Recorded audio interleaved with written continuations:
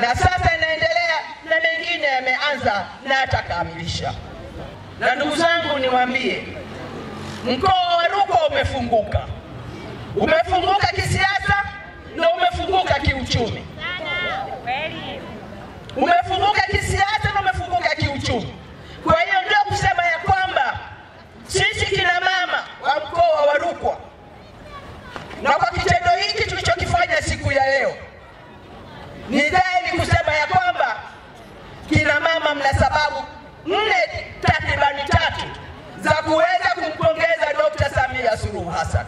Sio hilo tu, katika amani tuliyokuwa nayo na utulivu tuliokuwa nao na msimamo wa Dr. Samia ndani ya miaka yake minne, ameweza kuenzi, ameweza kutunza, ameweza kusimamia. Ndio maana hata madhehebu ya dini yana haki ya kuamka asubuhi saa 11:30 wanaingia kanisani, na waumini wanatoka majumbani mpaka makanisani, wanatoka majumbani mpaka kwenye misikiti bila kuona swala lolote la kuogopa ama la kufanya jambo lolote. Ni kwa sababu ya amani na utulivu wa nchi yetu. Mama zangu, naomba tuwe makini sana. Naomba tumuunge Dr. Samia.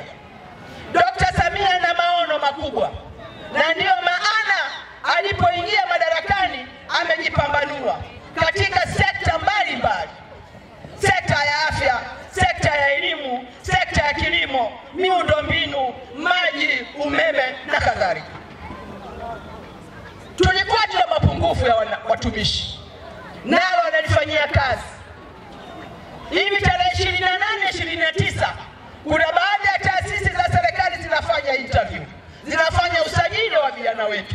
Kuna nafasi 11,000 tunawahitaji wataalamu hao.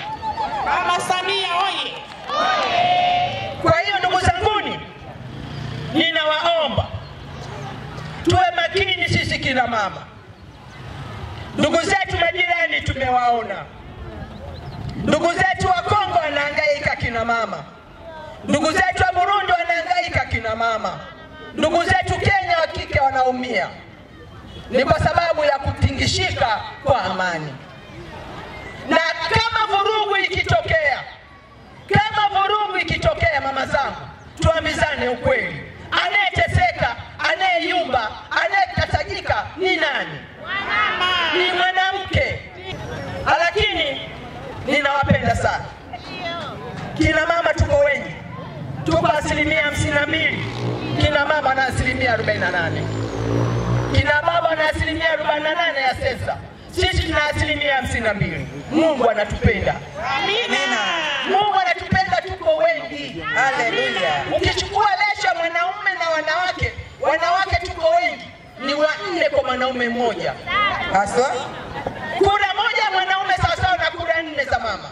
Ndio. Kwa hiyo tukitoka kina mama 4, tukachukua kila mmoja wanaume 2, kila mmoja